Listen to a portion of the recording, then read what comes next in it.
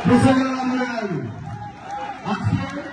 যোগ্যতম উদ্যোগটি অতি শীঘ্রই নির্বাচনের যে সভায় আমাদের সম্মানিত সভাপতি সাহেব এই উপস্থিত আছেন আমাদের সম্মানিত প্রধান অতিথি অবিভাগীয় ঢাকা সাবেক মেয়র মির্জা আব্বাস সাহেব এখানে উপস্থিত আছেন।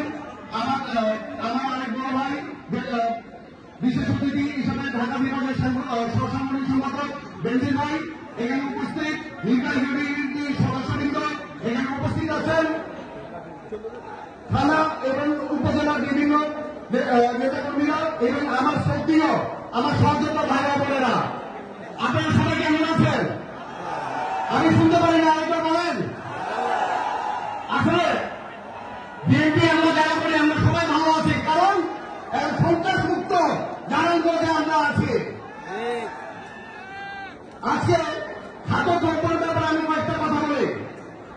সিবিডি একটা হিসাব অনুযায়ী গত 5 মাসে 310% খাদ্যদ্রব্য বেড়েছে। তাই চিন্তা করেন 17 বছরে কত পার্সেন্ট খাদ্যদ্রব্য বেড়েছে। আজকে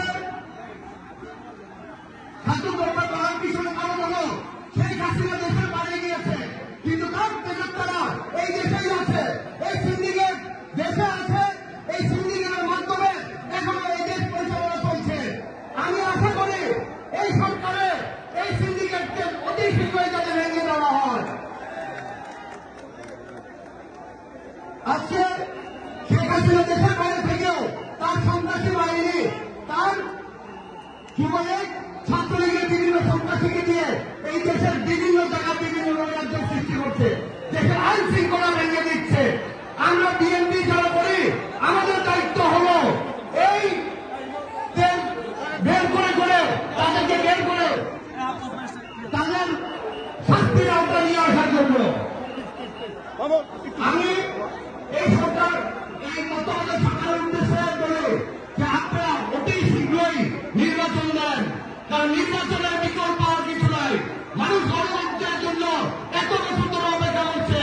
আপনারা অতি শীঘ্রই নির্বাচন দেন, আর নির্বাচিত সরকার এই যত জিনিস আছে সেটা ঠিক করতে পারবে।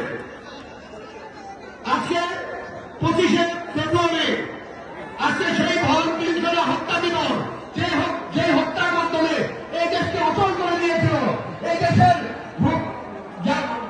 মানচিত্র পরিবর্তন করে দিতে চেয়েছিল, কিন্তু আমরা বাংলাদেশের মানুষ তার প্রতিহত করে তা আবার বাঁচিয়ে দিয়েছিলাম।